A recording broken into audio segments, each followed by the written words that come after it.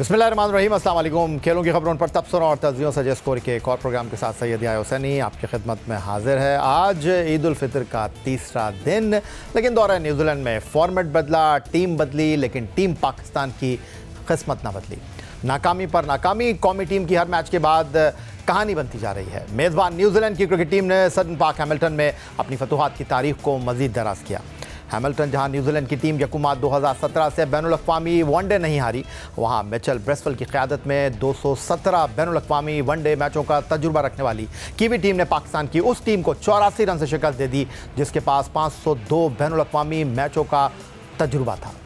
दौरा न्यूजीलैंड में Pakistan cricket board की सिलेक्शन कमेटी ने T20 फॉर्मेट में कप्तान मोहम्मद रिजवान की जगह ऑलराउंडर सलमान आगा को जिम्मेदारियां सौंपी। साबिक कप्तान बाबर आजम, नसीम शाह समेत तजुर्बेकार खिलाड़ियों को टीम से ड्रॉप किया गया। नए और उभरते नौजवान खिलाड़ियों को मौका दिया गया, लेकिन सिलेक्शन की कसौटी पर उस वक्त उंगलियां उठीं जब बगैर परफॉर्मेंस के ऑलराउंडर शादाब खान को न सिर्फ T20 स्क्वाड का हिस्सा बनाया गया बल्कि उन्हें नायब कप्तान भी बना दिया गया। नतीजा निकला, कौमी टीम की 5 मैचों की सीरीज़ में 4-1 की शिकस्त। 3 वनडे मैचों की सीरीज़ में कप्तान मोहम्मद रिजवान समेत साबिक कप्तान बाबर आजम की वापसी, जबकि मेज़बान न्यूजीलैंड की टीम अहम खिलाड़ियों का IPL में जाना पाकिस्तान टीम के लिए उम्मीद की एक किरण थी कि पाकिस्तान टीम चैंपियंस ट्रॉफी के जख्मों पर मरहम रख सकेगी, लेकिन ऐसा हुआ नहीं। पाकिस्तान टीम को पहले मैकलीन पार्क नेपियर में 73 और सदर्न पार्क हैमिल्टन में आज खेले जाने वाले दूसरे क्लोज मैच में 84 रन की शिकस्त का कड़वा घूंट पीना पड़ा। पाकिस्तान टीम को पैदर पे शिकस्तों से 2-4 होना पड़ रहा है। सिलेक्शन कमेटी आजमाए हुए खिलाड़ियों को घुमा फिराकर टीम से जोड़ रही है। टीम मैनेजमेंट नाकाम तजुर्बात कर रही है। वो खिलाड़ी जो कल ICC की दर्जाबंदी में सरे फहरिस्त हुआ करते थे आज एतमाद के मुतलाशी हैं और अवाम हैं कि हसरत और यास की तस्वीर बने हुए हैं। जबकि पाकिस्तान टीम के खिलाड़ी शिकस्त और नाक़िस परफॉर्मेंस पर बजाय सर झुकाने और अपनी परफॉर्मेंस को बेहतर बनाने के तनकीद पर साबिक क्रिकेटर्स को ही आड़े हाथों ले रहे हैं। देखिए, आप बात करें तनकीद की, मेरे हाल से इस टाइम पाकिस्तान के अंदर ये आम हो चुका है। हर बंदा हर किसी पे कोई भी बात कर रहा है, बट देखें अब यंग लड़के हैं, अब इनको मौका दिया है तो आप किसी भी वर्ल्ड में चले जाएं, किसी भी टीम को जो यंगस्टर होते हैं उनको वो फ्रीडम फुल देते हैं और वो उनको अगर खेलने का मौका देते हैं तो वो पूरे 10-10, 15-15 मैचेस देते हैं, तब जाके वो प्लेयर्स बने हैं। ऐसे कोई भी नहीं है मेरे ख्याल से वर्ल्ड के अंदर जिनके अभी वो वर्ल्ड के अंदर एक नाम है T20 क्रिकेट के अंदर या हर किसी भी फॉर्मेट के अंदर। उनको एक स्टार्टिंग में कोई भी आता है इंटरनेशनल लेवल में स्ट्रगल करता है।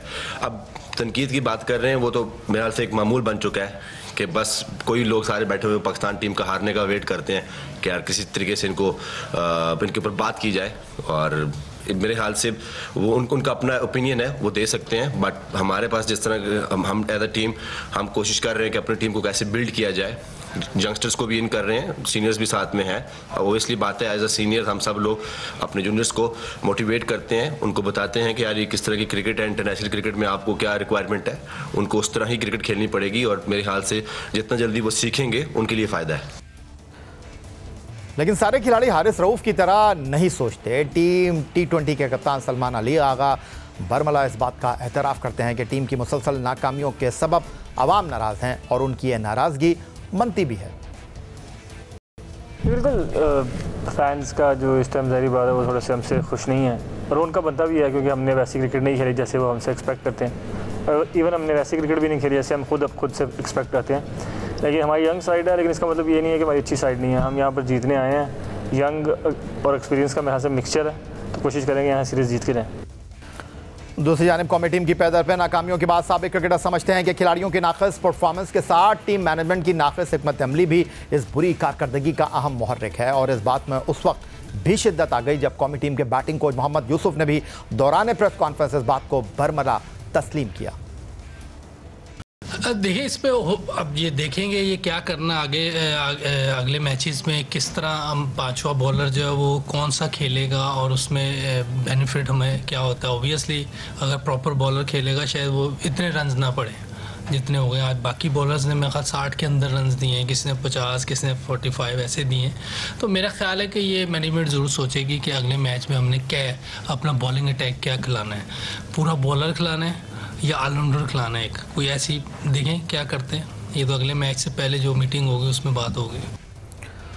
पाकिस्तान क्रिकेट टीम के मसाइल ख़त्म होने का नाम नहीं ले रहे। नाकामियों की फहरिस्त तवील से तवील होती जा रही है। सूरत हाल पर आज प्रोग्राम में गुफ्तगू करने के लिए लंदन से वीडियो लिंक पर हमें ज्वाइन कर रहे हैं पाकिस्तान के टेस्ट ऑलराउंडर और ICC चैंपियंस ट्रॉफी 2025 इसमें जनूबी अफ्रीका के बॉलिंग कोच रहने वाले यासिर अराफात साहब, और स्टूडियो में हमें ज्वाइन कर रहे हैं सीनियर स्पोर्ट्स जर्नलिस्ट और रोज़नामा जंग कराची के क्रिकेट कॉरेस्पॉन्डेंट अब्दुल माजिद भट्टी साहब। और दोनों से हम पूछेंगे कि भाई अब होना क्या है, करना क्या है। पहला मेरा ख्याल है लंदन चलते हैं यासिर अराफात के साथ, और सीधा मैं यासिर अराफात साहब आपसे सवाल करना चाहूँगा कि आप अभी जनूबी अफ्रीका की टीम के साथ चैंपियंस ट्रॉफी में थे।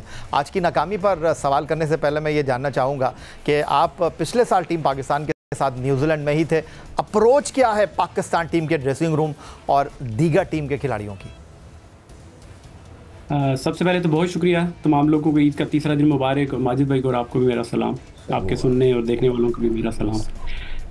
देखिए, मेरा जो अपना पर्सनल एक्सपीरियंस था पाकिस्तान के लिए, तो मैं हार्डली मेरे ख्याल से 10 से 12 दिन मैंने काम किया, और उसके बाद फिर मैं वापस आ गया। और ऑब्वियसली क्रिकेट बोर्ड चेंज हुआ, मैनेजमेंट चेंज हुई, सारे कोचिंग स्टाफ सब चेंज हो गए। मेरा वैसे भी शॉर्ट टर्म स्टेंट था वो। मैंने बेसिकली आया तो मैं अंडर 19 के लिए काम करने के लिए, मगर मुझे जब पाकिस्तान क्रिकेट बोर्ड की तरफ से रिक्वेस्ट की गई कि हमारे पास कोचिंग स्टाफ में कमी है तो आप आगे काम कर ले, तो मैंने वो गुजारा। सरप्राइजिंगली बहुत मुझे इन अ बैड वे कि मेरा जो एक्सपीरियंस था, जब प्लेयर्स को मैंने देखा, मैं काफ़ी अरसे से इस पाकिस्तान के जो क्रिकेटिंग सिस्टम में इन नहीं था। ऑल्दो मैं देखता हूँ, फॉलो करता हूँ पाकिस्तान की तमाम ही मैचेस, तमाम ही डोमेस्टिक क्रिकेट जितनी भी होती है मैं देखता हूँ, मगर प्लेयर के साथ इंटरेक्ट करना मेरे लिए काफ़ी ही मुझे बड़ा सरप्राइज़ हुआ कि जो आप माइंडसेट की बात करते हैं, प्लेयर्स का जो फिटनेस लेवल है, जिस तरीके से वो अपने आप को हर मैच के लिए प्रिपेयर करते हैं, तैयार करते हैं, वो देख के मुझे बड़ा ही अफसोस हुआ। और बहुत ही मुझे जो रिजल्ट्स आ रहे हैं, जो चीज़ें आ रही हैं, वो उसी की वजह से आ रही हैं। आपने साउथ अफ्रीका की बात की, तो मैं इस इन्वायरमेंट में मैं एक तो सबसे पहले तो मैं ये कहूँगा कि जिस तरीके से साउथ अफ्रीकन क्रिकेट बोर्ड ने, क्रिकेट टीम ने मुझे वेलकम किया अपने ड्रेसिंग रूम में, ऑल्दो उनके पास कई बड़े बड़े प्लेयर उनकी टीम में मौजूद होने के बावजूद भी मैंने एक मिनट या एक दिन भी ऐसा फील नहीं किया कि मैं कोई आउटसाइडर हूँ या मैं कोई इनका कोई इस टीम में कोई नया मेरी शमूलियत है। तो वो देख के एक जो खुद रिलैक्स मैंने फील किया, और उसकी वजह से मैं जो अपना जो फीडबैक था, जो मैं जिस वजह से मुझे वहाँ पे बुलाया गया था, जो मैंने अपनी जो इनपुट देनी थी, वो मैंने बड़े अच्छे तरीके से वहाँ पे दी। ठीक है माजिद भट्टी साहब, पाकिस्तान क्रिकेट के बड़े बुर्ज जो हैं वो पलटने वाले हैं, उलटने वाले हैं। नाकामियों का सिलसिला जो है वो दराज हो रहे हैं। हम हार रहे हैं, लेकिन मैं ना मानूं कि मैनेजमेंट, खिलाड़ी, बोर्ड हर सतह पर दिखाई दे रही है। देखिए, सूरत हाल तो यही बहुत ज़्यादा गंभीर है। मेरे ख्याल में इस सूरत हाल में जब हम लगातार T20 हार रहे हैं, वनडे हार रहे हैं, आज रिजवान साहब कह रहे थे कि जी एशियन टीमें जब जाती हैं इन कंडीशंस में तो वहाँ स्ट्रगल करना पड़ती है उनको। तो भाई आप तो पाकिस्तान में भी स्ट्रगल कर रहे थे, चैंपियंस ट्रॉफी में, ट्रायंगुलर टूर्नामेंट में स्ट्रगल कर रहे थे, इंडिया के ख़िलाफ़ आप दुबई में स्ट्रगल कर रहे थे। मेरे ख्याल में अब ठंडे दिमाग से सोचना पड़ेगा पीसीबी को। एक तो उनको long term coach, head coach लाना पड़ेगा, और मेरा ख्याल है फॉरेन कोच ही इस टीम का हल है। ये पाकिस्तानी कोचिज से लड़के संभलने वाले नहीं हैं। फिर जिस तरह मिकी आर्थर को इख्तियारात दिए गए थे, जिस तरह उन्होंने उमर अकमल को, आपको याद होगा 2017 में आपने स्टोरी दी थी, बर्मिंघम से वापस भेज दिया चैंपियंस ट्रॉफी से पहले, तो इस तरह का एक फ़ॉरेन कोच लाना पड़ेगा। लेकिन अभी रिसेंटली हमने जो 2 फॉरेन कोचेस को उनके साथ जो सलूक किया है, फॉरेन कोचेस भी आसानी से पाकिस्तान नहीं आएंगे, लेकिन अब हमें लॉन्ग टर्म प्लानिंग करनी होगी। देखें, वो हारिस रऊफ साहब कह रहे थे कि भाई कितने मौके मिले, 100 से ज़्यादा इंटरनेशनल मैच खेलने वाले भी स्ट्रगल कर रहे हैं। तैयब ताहिर, उसको भी मेरे ख्याल में पूरा मौका मिल गया है।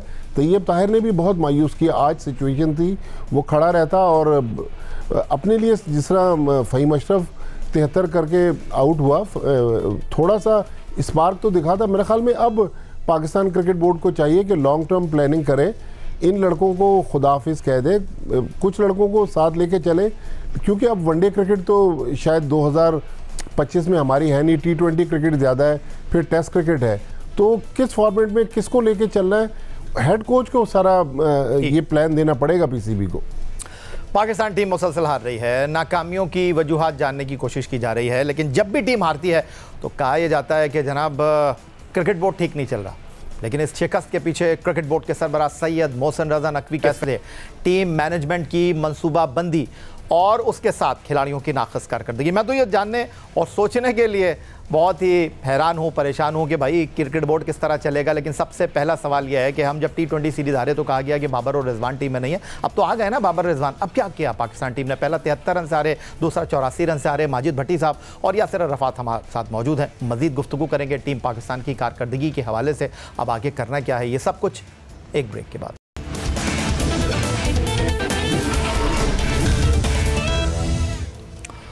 सडन पार्क हैमिल्टन में पाकिस्तान और न्यूजीलैंड की क्रिकेट टीमों के दरमियान ईद उल फितर के तीसरे दिन आज दूसरा एकरोज़ा मैच खेला गया, जहां टीम पाकिस्तान को बल्लेबाजों की नाकामी और आखिरी 10 ओवर्स में 82 रन देने के साथ और टीम मैनेजमेंट की नाक़िस हिकमत अमली के साथ 84 रन से नाकामी का कड़वा घूंट पीना पड़ा। लंदन से वीडियो लिंक पर हमारे साथ मौजूद हैं टेस्ट ऑलराउंडर यासिर अरफात साहब और रोज़नामा जंग कराची के क्रिकेट कॉरेस्पॉन्डेंट अब्दुल माजिद भट्टी साहब स्टूडियो में हमारे साथ मौजूद हैं।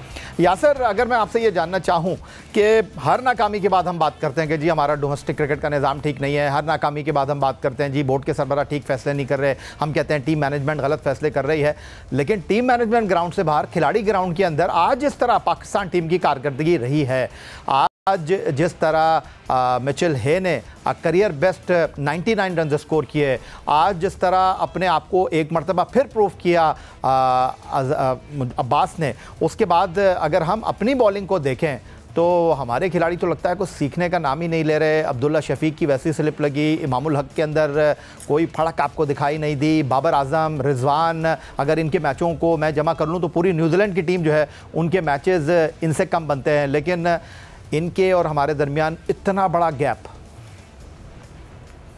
देखिए, आपने जो बात की ना कि हम लोग बात करते हैं चेंज की और सारी, तो वो लोग बात करते हैं, मैं तो इस बात पे कहूँगा कि वो लोग बात करते हैं जिन्होंने खुद सिस्टम में आना होता है। वो जो क्रिटिसिज्म सिर्फ क्रिटिसिज्म कर रहे होते हैं और उनमें उनकी बैक ऑफ द माइंड जो होती है, बिहाइंड द सीन ये होती है कि वो खुद चाहते हैं किसी भी तरीके से क्रिकेट बोर्ड के हवाले से किसी सिस्टम में आ जाए। माजिद भाई ने थोड़ी देर पहले बात की थी कि एक फॉरेन कोच होना चाहिए। मैं बिल्कुल हमेशा इस बात की इसको मैं सेकंड करूँगा कि हमारे पाकिस्तान टीम को एक फॉरेन कोच ही कर सकता है कि जो मॉडर्न डे क्रिकेट की हम जो हमेशा बात करते हैं कि जो रिक्वायरमेंट्स हैं, स्ट्रेटजीज एंड प्लान्स और जो चीज़ें आप long term short term plan और अपनी बेंच स्ट्रेंथ को जो करने वाला हमारे जो करंट कोचेज हैं इनकी तो जहन में ही नहीं है कि हमने बेंच स्ट्रेंथ को भी तैयार करना है। हम तो बस ये सिर्फ वो बैटिंग कोच तो थिंक टैंक का हिस्सा, वही कह रहे हैं कि जी ये टीम कैसे सेलेक्ट कर लिया आपने।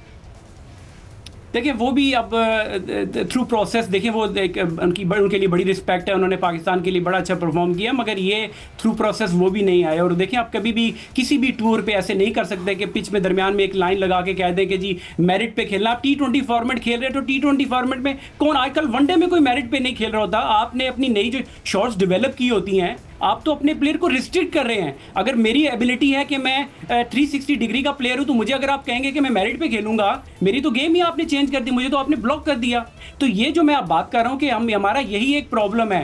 वो जो हाई फॉरेन कोच से भी बढ़कर एक मैं समझता हूं कि जो चेयरमैन के एडवाइजर होते हैं, मैं तो कहता हूं डायरेक्टर ऑफ क्रिकेट एक ऐसा बंदा होना चाहिए कि जिसकी नजर आपके तीनों जो इंटरनेशनल क्रिकेट, आपकी डोमेस्टिक और आपके जूनियर लेवल पाथवे। तो वहाब रियाज साहब सही एडवाइस नहीं कर रहे चेयरमैन क्रिकेट बोर्ड को?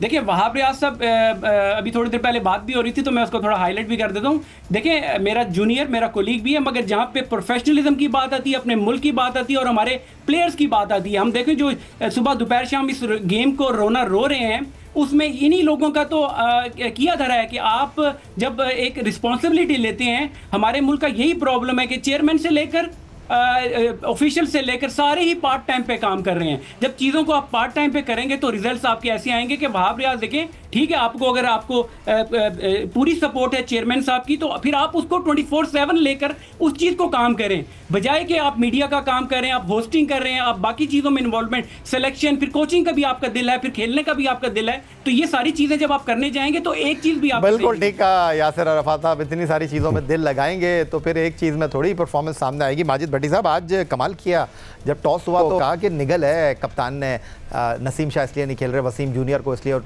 नवंबर 2023 के बाद टीम का पार्ट बनाया गया, लेकिन कशर रूल की वजह से आज जब हारिस ग्राउंड से बाहर गए मुझे हैरान कर दिया। और मुझे याद आ गया 2004 था, आपने स्टोरी ब्रेक की थी जियो न्यूज़ के ऊपर, शुएब अख्तर का इशू मुझे याद आ गया, 2004 था या 2006 था, पिंडी टेस्ट मैच में वो बॉलिंग कर के लिए नहीं आए, लेकिन आके उन्होंने लंबे लंबे छक्के मारे और उसके बाद हुआ ये कि इतना बड़ा लंबा सा show cause notice Shoaib Akhtar को मिला। उनका जो है वो शौकत खानम से मेरा ख्याल है MRI भी हुआ। तो ये क्या कहेंगे आप, ये कौन से क्रिकेट बोर्ड की सिलेक्शन है, कौन से क्रिकेट बोर्ड की जो है ये मेडिकल रिपोर्ट है? एक मैच के बाद इमामुल हक फिट हो जाते हैं, अनफिट हो जाते हैं उस्मान खान, और टॉस से पहले जो है वो आज नसीम शाह जो अनफिट हो गए थे आके उन्होंने 50 कर दिया। देखिए या शायद मोहम्मद रिजवान ये भूल रहे हैं कि वो 2025 में ये बात कर रहे हैं, और 2025 में आर्टिफिशियल इंटेलिजेंस तो अपनी जगह, लेकिन इतना हाईटेक सिस्टम है कि 3-4 घंटे 5 घंटे पहले जो आपने बात की वो बात ग्राउंड के अंदर खुद ही गलत साबित हो गई। तो मेरे ख्याल में अब मोहसिन नकवी साहब को चाहिए कि भाई बिल्कुल सही बात कर रहे हैं यासिर अरफात के अपने एडवाइज़र्स जो हैं उन पर नज़रसानी करें, वो लोग लेकर आएँ। जिस तरह इंग्लैंड ने रॉब की को, हालांकि रॉब की को बहुत बड़ा नाम नहीं है, लेकिन उनका जितना क्रिकेटिंग सिस्टम है वो उनके डायरेक्टर क्रिकेट चलाते हैं। यहाँ पर हमारे जो डायरेक्टर इंटरनेशनल क्रिकेट हैं वो हम अक्सर देखते हैं कि PCB की या पाकिस्तान टीम की टी-शर्ट्स पहने हुए हमें तस्वीरों में नज़र आते हैं। तो मेरे ख्याल में जब तक हम अपने सिस्टम को प्रोफेशनल अंदाज में नहीं चलाएंगे तो ये इस तरह के साने जो है। बड़ी साहब, मेरा जो ऐसा सवाल था उसको आपने बहुत ही अच्छे तरीके से यू टर्न लेकर आप चले गए। मैं पूछ रहा था ये नसीम शाह का क्या इशू है? एक आदमी जिसको आप कह रहे हैं निगल है, मैच नहीं खेल रहा। नहीं देखिए, कोई निगल कर दी, गलत निगल होता तो ये इस तरह आगे बढ़ बढ़ के वो छक्के नहीं मारते। तो मेरे ख्याल में वो गलत बयानी करने की कोशिश की गई है। तो लिहाजा बेहतर यही है कि हकायक बताएं कि भाई नसीम शाह ने अच्छी बॉलिंग नहीं की, आज हम नसीम शाह को ड्रॉप कर रहे हैं, वसीम जूनियर को खिला रहे हैं। और जो कप्तान की प्लानिंग की बात आप देखें, पिछले मैच में आप 5 बॉलरों के पास साथ गए, आपके पास छठा बॉलर नहीं बन रहा था। आज छठा ऑप्शन आपके पास मौजूद था, सलमान अली आगा। जब मार पड़ी हारिस को और वसीम जूनियर को आखिरी ओवर्स में, तो भाई आप हमारे जो स्पिनर थे उनकी गेंद ब्रेक हो रही थी, चांस ले लेते आप एक आध ओवर। क्विकली ये बताइएगा यासिर, क्या हमारे खिलाड़ी खेल से बड़े हो गए? क्विकली तो जवाब नहीं इसका बनता। नहीं, आप फिर कंटिन्यू कीजिएगा, मैं ब्रेक पे जाऊंगा, उससे पहले जितना कह सकते हैं। देखिए हाँ बिल्कुल, ये एक बात है। मैंने जो शुरू में बात की थी ना, जो माइंडसेट की और लड़कों की, जो है मुझे खुद ज़रा अजीब लगा कि हमारे प्लेयर जो हैं वाकई ही इससे गेम से बड़े अपने आप को फील करते हैं, पाकिस्तान से बड़ा अपने आप को फील करते हैं। उसमें हमारे कोचेज़ का भी, जो पास में हमारे कोचेज़ रहे, स्पेशली पाकिस्तानी जो कोचेज़ रहे, उन्होंने इतना इनको फ्री हैंड दिया। इवन जो डोमेस्टिक और PSL का सबसे बड़ा जो कसूर है हमारे जो PSL का है, हम लोग क्रेडिट तो देते हैं कि हमारी PSL ने क्रिकेट को हमारी काफ़ी बेहतर किया, मगर जो माइंड सेट जो चेंज हुआ, ये मैं समझता हूँ कि पाकिस्तान के जो डोमेस्टिक के कोचेज़ और उसके बाद जो पाकिस्तान की PSL के कोचेज़ जो उनकी मैनेजमेंट होती है, वो उनको इतना हाइप क्रिएट उनकी कर देती है कि वो समझते हैं कि वो क्रिकेट से बड़े हैं, इस पाकिस्तान के मुल्क से इतने बड़े हैं कि वो जो मर्जी करें। देखिए बड़ा कोच वही होता है कि देखिए आप अगर शोएब अख्तर की अभी थोड़ी पहले बात की, हमारे जो लेजेंड्स प्लेयर होते थे उनको एक हैंडल करने का एक तरीका होता था। बॉब वोल्मर भी उनको हैंडल करते थे, जेफ लॉसन भी करते थे, मगर आपके कुछ कायदो ज़वाबित होते हैं, कोई डूज एंड डोंट्स होते हैं। जब वो बड़ा प्लेयर भी होगा वो उसको क्रॉस करेगा तो आपने उनका रिप्रिमांड करना पड़ेगा, उनको बताना पड़ेगा कि आप गलतियां कर रहे हैं। सिमिलरली जब कोचिंग की, जब ट्रेनिंग की बात होती है, हमने कई दफा सुना कि हमारे प्लेयर 4 ओवर से ज्यादा बॉलिंग करने के लिए वो तैयार नहीं है। जब आप 4 ओवर की तैयारी करेंगे तो आपको तो मार पड़ेगी। 4 ओवर के लिए आपको 10 ओवर की तैयारी, 10 ओवर के लिए आपको 15-20 ओवर की जब तैयारी करेंगे, क्योंकि जब प्रेशर पड़ता है तो आप अगर मेंटली फिजिकली आपके मसल तैयार नहीं है तो वहां पे जाके आप फिर कोलैप्स करते हैं। और इसी तरह जिस तरीके से हम रन अभी देते हैं, हम कहते हैं ना हमारे पास नया बॉल का बॉलर है, ना हमारे पास डेथ बॉलर का बॉलर है, ना हमारे पास ओपनर है, ना मिडिल ऑर्डर है। पाकिस्तान में हमारी बैटिंग से यासिर मुझे लग रहा है कि मैं ब्रेक की तरफ जा रहा हूं। ब्रेक पे जाने से पहले अगर उनको सवाल दे जाऊं तो जवाब उसका, यासिर अभी रिसेंटली जो पाकिस्तान के साथ मुंसलिक रहे, आप भी पाकिस्तान टीम के साथ मुंसलिक थे, उसमें मॉर्नी मॉर्कल थे, एडम होलियर थे, 1-2 और फॉरेन कोचेस, वो ये कहते रहे। बड़ी साहब मुझे ब्रेक पे जाना है, मैं आपका सवाल लूंगा आके। मैं सिर्फ ये कह रहा था ब्रेक पे जाने से पहले, मुझे लग रहा है कि यासिर आप जनूबी अफ्रीका के ड्रेसिंग रूम में जो है ना, ज़्यादा वक्त आपने हेनरिक क्लासन के साथ गुजारा है, बहुत आप जोशीले, बहुत ज़्यादा तवानाई के साथ गुफ्तगू कर रहे हैं, अच्छा लग रहा है। यासिर अरफात हमारे साथ मौजूद हैं, माजिद भट्टी हमारे साथ मौजूद हैं। मिलते हैं एक ब्रेक के बाद।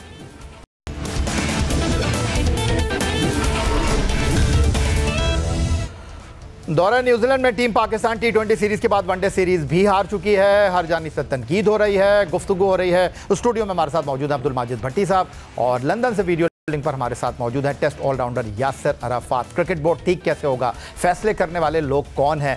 क्रिकेट बोर्ड के सरबराह का नाम तो हमें पता है, वो हैं सैयद मोहसिन रजा नकवी साहब। जब माजी में टीम हार रही थी तो दौरान प्रेस कॉन्फ्रेंस कदाफी स्टेडियम लाहौर में उन्होंने क्या कहा था वो आपको दिखाते हैं। इससे क्रिकेट मजबूत होगी और ये 5 क्रिकेटर्स के आने से जो हमें फ़ायदा होगा, जो मैं आपको क्लैरिटी कर दूं कि प्रॉब्लम कहाँ पे है कि हमारे पास इस टाइम सिलेक्शन कमेटी के पास कोई बैंक मौजूद नहीं है जो बताएं कि जी ये 100 प्लेयर मौजूद है, इसमें से आप खिलाड़ियों को सिलेक्ट कर लें। अगर हम सर्जरी की बात करते थे या बाकी चीज़ें करते थे, वो इसलिए करते हैं कि हमें डेफिनेटली जहाँ पे हमारी प्रॉब्लम है उनको ठीक करना है, मगर उसके लिए जब पीछे मुड़ के देखते हैं तो हमारे पास लोग ही मौजूद नहीं हैं या वो डाटा मौजूद नहीं है जिसके तहत हम कहें कि अच्छा ये 4 खिलाड़ी रिप्लेस अगर करने तो ये 10 की लिस्ट है या 25 की लिस्ट है। वो बिल्कुल निज़ाम दरम बरम था। ये चैम्पियंस कप जो हो रहा है इसके में हमारे पास टैलेंट बहुत अच्छा आएगा, हमारे पास रिकॉर्ड मौजूद होगा, उसके बाद जिसको जिस तरह करना होगा हम कर लेंगे। सर्जरी का मसला ये कि आपके पास सारे टूल मौजूद होने चाहिए, सारी चीज़ मौजूद होनी चाहिए। हमारा इंशाल्लाह ताला एक दफ़ा चैम्पियंस कप हो जाए, हमारे पास रिकॉर्ड सारा मेंटेन हो जाए। कुछ था कुछ नहीं था, बहुत सारे प्लेयर्स थे जो बहुत अच्छे खिलाड़ी थे बट वो ऑन बोर्ड नहीं थे, लिस्टों में नहीं थे, तो उसका बेस्ट हल यही है, ये डोमेस्टिक क्रिकेट हमारी इससे बहुत स्ट्रॉन्ग होगी।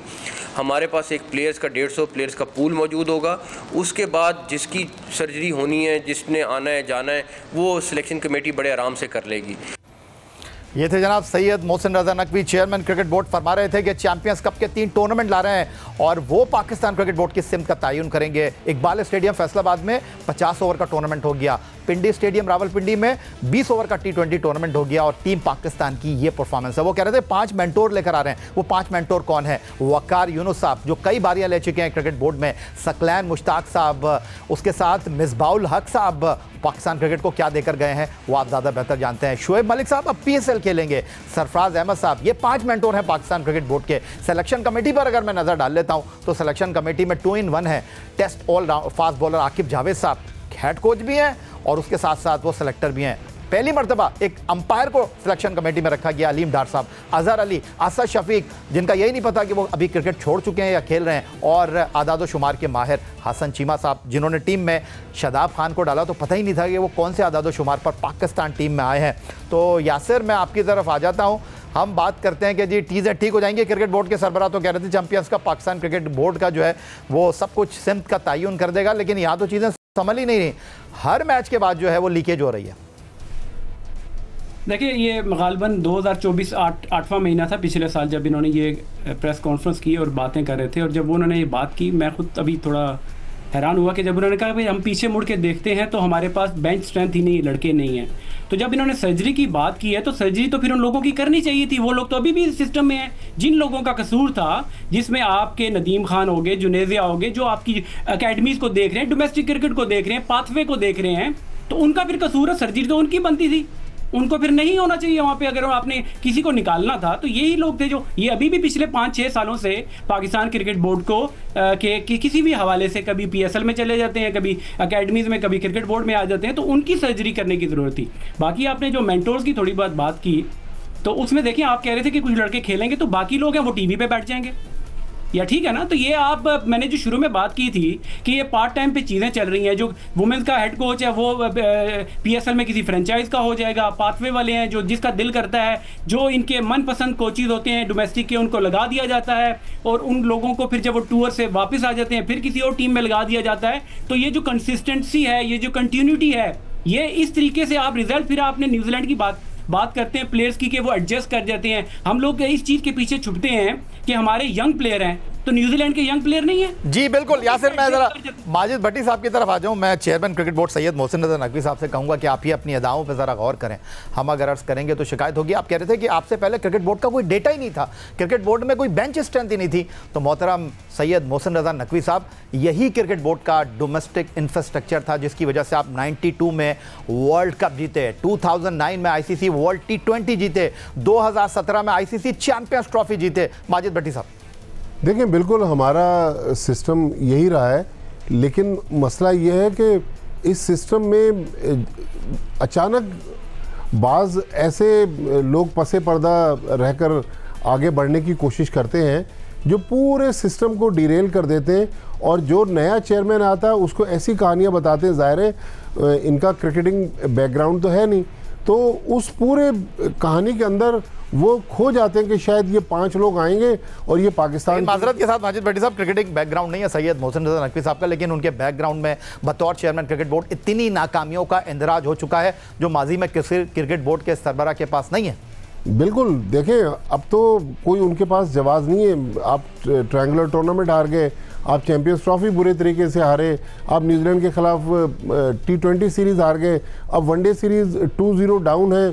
तो मेरे ख्याल में जब इतनी ज़्यादा नाकामियाँ हो जाएं और कभी आप एक कप्तान को ला रहे हैं, कभी दूसरे को ला रहे हैं, कभी एक कोच ला रहे हैं, कभी दूसरा ला रहे हैं, जिस वजह से आपने जैसन गिलेस्पी को नाराज़ करके रुखसत कर दिया, वो सारे इख्तियारात आपने आकिब जावेद को दिए। ये बहुत अच्छी बात की आपने। यासिर अराफात साहब, आप क्रिकेट बोर्ड के साथ रहे, मसला यहाँ पर यह है आप किसी को भी लेकर आ जाएं, इख्तियारात अगर आपने उसको नहीं देने तो वो कुछ नहीं कर सकता। आप मैकेनिक के पास अपनी गाड़ी को लेकर गए, बोनट खोला, बोला इसका रेडिएटर चेक, उसने रेडिएटर चेक कर लिया, आपने बोला इसका हॉर्न भी चेक कर लें, हॉर्न चेक कर लिया, आपने बोला सर इसका स्टीयरिंग सारा सा जो है ना वो मोड़ नहीं रहा है, टाइट हुआ हुआ है, उसने स्टीयरिंग चेक कर लिया, आपने बोला सर इसकी सीट हिली हुई है। तो क्रिकेट बोर्ड की कौन कौन सी चीज़ ठीक करेंगे आप?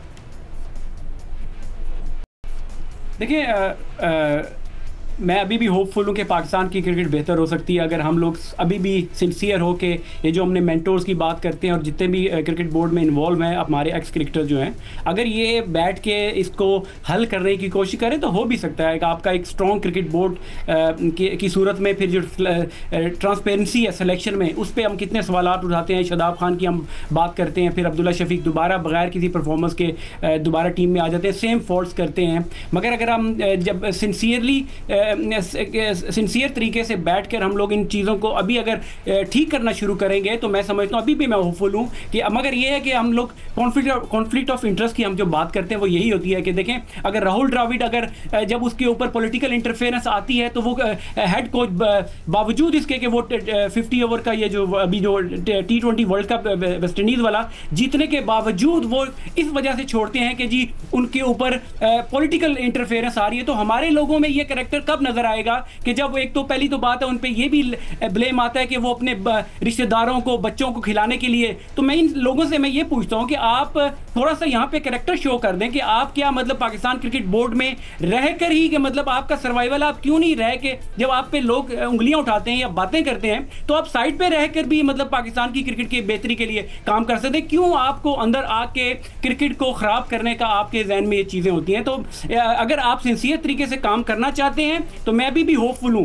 पाकिस्तान की क्रिकेट अगर आप जूनियर लेवल पे डोमेस्टिक को अगर आप बेहतर करना शुरू कर दें ये लॉन्ग टर्म ठीक हो गया। यासिर अराफात साहब बहुत शुक्रिया आपका, और लगा कि आप जनूबी अफ्रीका के ड्रेसिंग रूम से आए हैं, आज लगा आपके अंदर हेनरिक क्लासन वाली फड़क नजर आ रही है। बहुत शुक्रिया हमें ज्वाइन करने के लिए, बहुत शुक्रिया। अब्दुल माजिद भट्टी साहब हमारे साथ मौजूद स्टूडियो के अंदर। तो जनाब मैं जाते जाते सिर्फ एक शेर के ऊपर अपने प्रोग्राम का अख्तिताम करना चाहूँगा कि तू इधर उधर की ना बात कर, तू इधर उधर की ना बात कर, ये बता कि काफिला क्यों लुटा। हमें रहजनों से गिला नहीं, हमें रहबरी का सवाल है। सैयद याहिया हुसैनी को इजाज़त दीजिए। ईद उल फितर के तीसरे दिन के शो से पाकिस्तान टीम हार गई, लेकिन आप लोग अपनी ईद को सेलिब्रेट कीजिए। अल्लाह हाफ़िज़। पाकिस्तान जिंदाबाद।